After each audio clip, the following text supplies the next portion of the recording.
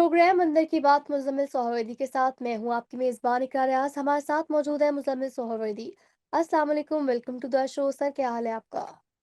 वालेकुम सलाम, बिल्कुल ठीक। आप सुनाएँ, आपकी तबीयत कैसी है अब? चलो, अल्लाह पाक का शुक्र है बेहतर है। एंड जितने भी लोगों ने दुआ की उसके लिए भी बहुत-बहुत शुक्रिया आप सबका। सर, सबसे पहले तो बात करेंगे 26वीं आईनी तरमीम को लेकर। आखिरकार 26वीं आईनी तरमीम होगी, उसके असरात भी नज़र आना शुरू हो गए हैं।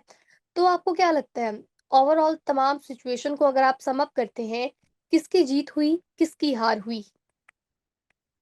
देखिए, 26वीं आईनी तरमीम दरअसल नदीम अंजुम की हार और आसिम मलिक की जीत है। अगर 14 सितंबर को ये तरमीम पास हो जाती, तो ये नदीम अंजुम को एक्सटेंशन भी मिल जाती, तौसीह भी मिल जाती, या वो कहीं आज अच्छी जगह अकोमोडेट हुए होते। वो सिस्टम का हिस्सा होते।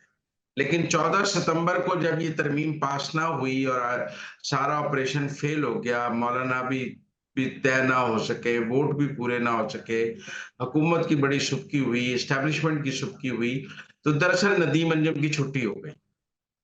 और आपने देखा कि फिर नदीम अंजुम जो है वो घर चले गए और उनकी जगह आसिम मलिक आ गए।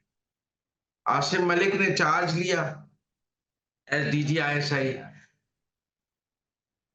और उन्होंने चार्ज लिया और उसके बाद ये तरमीम पास हो गई। वो लोग जो हमें ये बताते थे आईएसआई के नदीम अंजुम वगैरह के जी पीटीआई के लोग टूटते नहीं हैं, पीटीआई के लोग वोट बैंक की वजह से जुड़े हुए हैं और तहरीक इंसाफ के बड़ी मजबूत है। आसिम मलिक के आने के बाद वही तहरीक इंसाफ रेत की दीवार हो गई। उसके बंदे भी टूट गए। शाह महमूद का बेटा जैन कुरैशी टूट गया। नदीम अंजुम कहता था शाह महमूद टूट नहीं सकता, तो यहाँ शाह महमूद का बेटा जैन कुरैशी भी टूट गया। रियाज फतियाना भी टूट गया, सारे टूट गए। तो मेरे ख्याल में ये जब फौज में डीजीआईएसआई की तब्दीली हुई है और नए डीजीआईएसआई ने जो 26वीं आईनी तरमीम की स्ट्रेटेजी बनाई, वो कामयाब हुई और पुराने डीजीआईएसआई नदीम अंजुम की स्ट्रेटेजी नाकाम हुई, जिसकी वजह से उन्हें घर जाना पड़ा। सेक्टर कमांडर इस्लामाबाद को घर जाना पड़ा।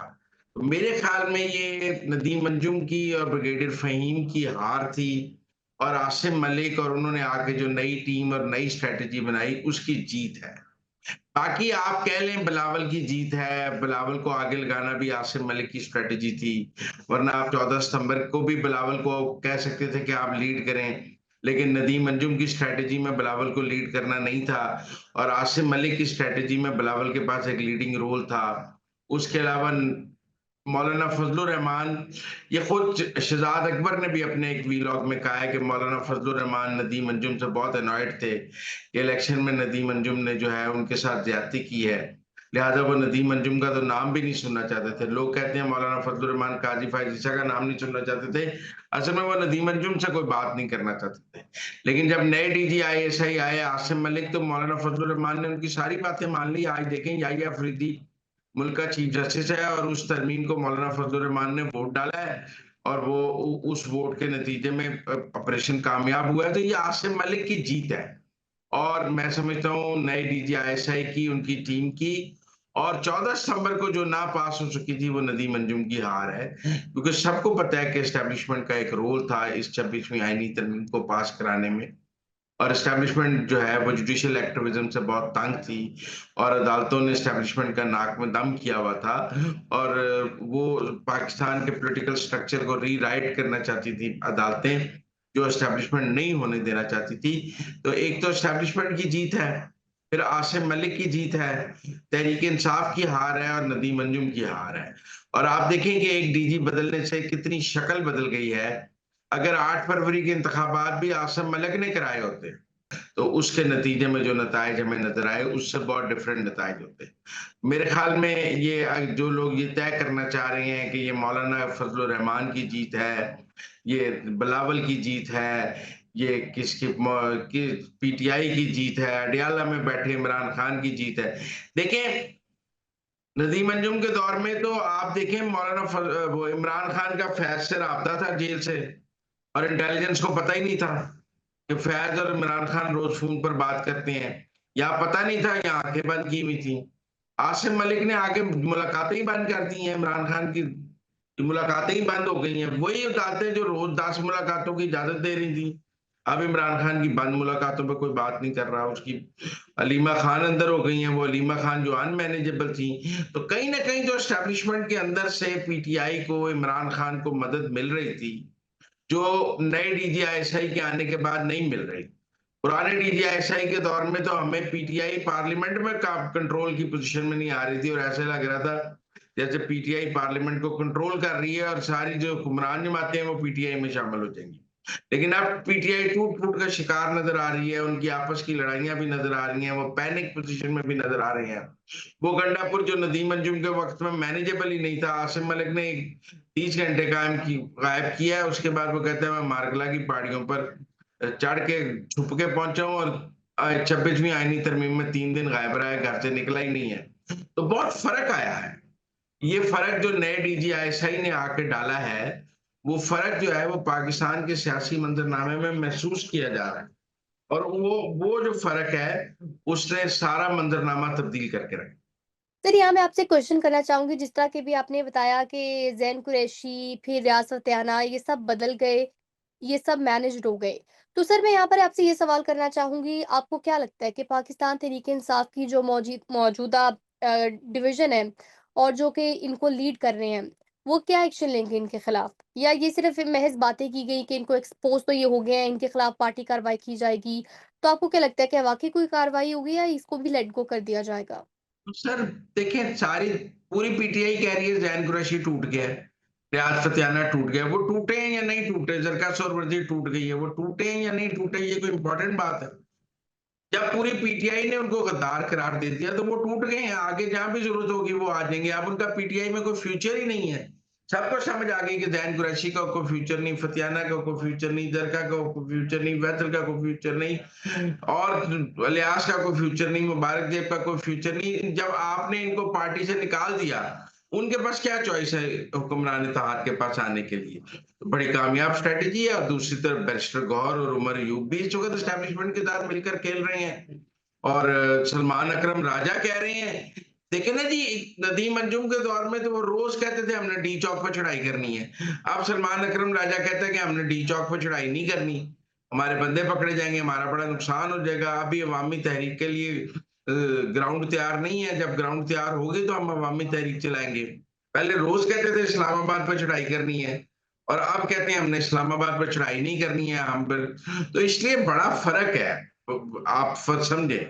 नदीम अंजुम के जाने और आसिम मलिक के आने ने पूरा पाकिस्तान का सियासी मंजरनामा बदल दिया। तो सर, आपको क्या लगता है, अब जैसे कि 26वीं यानी तरमीम पास हो गई है और हमने इसके इमीडिएट रिजल्ट भी देखे हैं, तो जो मौजूदा सियासी सूरत-ए-हाल है, उस पर तो हमने इसका इफ़ेक्ट देख लिया। अब आगे सियासी मंज़रनामे पर इसके क्या असरात होंगे? उस मुतल्लिक़ क्या कहेंगे आप? मुझे लगता है आगे 27वीं तरमीम भी होगी, मखसूस नशिस्तों का फैसला भी हुक्मरान इत्तेहाद के हक में हो जाएगा, और ये जो ईमानदार जज हैं, इन सब के साथ भी आहिस्ता-आहिस्ता निपटने की एक हिकमत अमली हमें नजर आ जाएगी। जैसे शुरू में जब आए थे तो फिर काजी फैज़ ईसा, तो मुज़ाहिर अली नकवी और एजाजुल एहसन और ये सब लोग जो इमरान खान के पसंद जज थे, वो उनकी छुट्टियां हुई थी। अब फिर ईमानदार जजेस की छुट्टी होने का वक्त आया जाता है। मुझे लगता है कि इस्लामाबाद हाई कोर्ट में भी आईनी अदालत बन जाएगी, और ये जो 6 जज हैं, ये इनका इनका भी वहां से जो इन्होंने नेक्सस बनाया हुआ है वो भी टूटेगा, और बाकी भी हाई कोर्ट्स में जो ईमानदार जजों का नेक्सस है वो प्रोविंशियल कॉन्स्टिट्यूशनल कोर्ट से टूटेगा। और मुझे लगता है कि आगे जो जुडिशरी के अंदर से एक एस्टेब्लिशमेंट से पीटीआई को सपोर्ट मिल रही थी वो खत्म हुई है, एक अदलिया से जो सपोर्ट मिल रही है वो अब खत्म होनी है। उसमें कुछ जजों की छुट्टी होगी और कुछ जजों को साइडलाइन किया जाएगा। सर, जजेस का तज़किरा हो ही गया है, तो फिर यहाँ पर एक और सवाल करूँगी। आज के दिन में हमने ये अहम डेवलपमेंट भी देखी है कि जो तोशाखाना 2 केस है, उसमें बुशरा बीबी की ज़मानत तो मंज़ूर हो गई भी थी, लेकिन जो रिहाई थी, वो आज भी नहीं हो पाई।